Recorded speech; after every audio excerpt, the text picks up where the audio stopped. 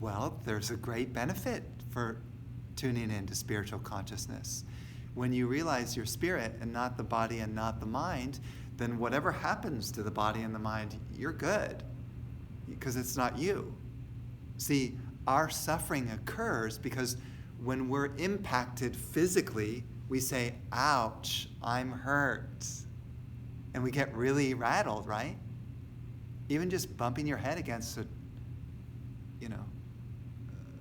shelf or something, and already we get irritated that easily, right? And the same thing goes for psychologically. One person says one mean thing to us, and then suddenly our psychology just goes, zzz, and then we feel bad.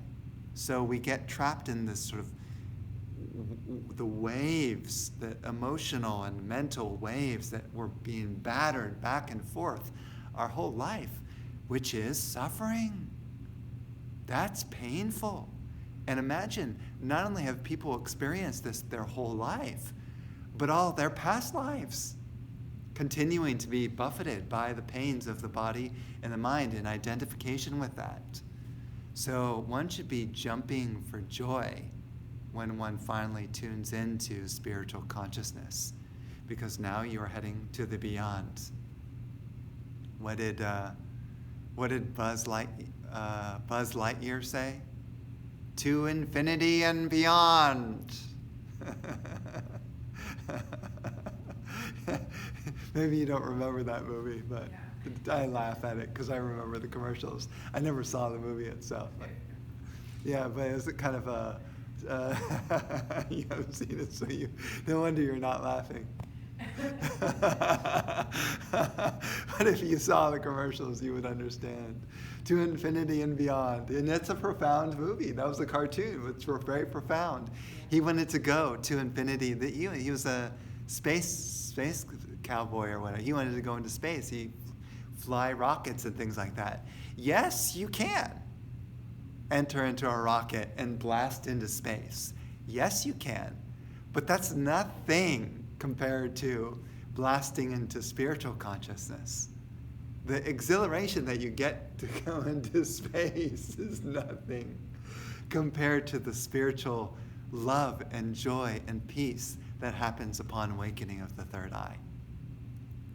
Why do people have to be convinced to work on their spiritual path, to really focus on that as their primary goal? Why do people have to be convinced? Why? Because we get too many pleasures from the physical and mental and emotional world. So we're fixed on that. We're fixed on the low-hanging fruit.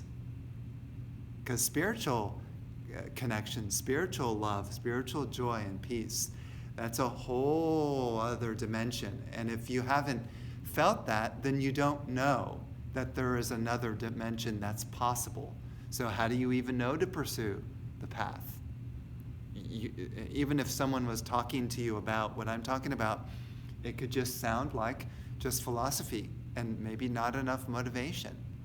It means that when you have a spiritual experience, that should be your impetus to say, from now on, every single day, I'm going to commit to a powerful spiritual practice to keep climbing higher and higher and higher. And I will not be satisfied until I find the highest truth. Meaning when I am unified with the divine, when I have returned home.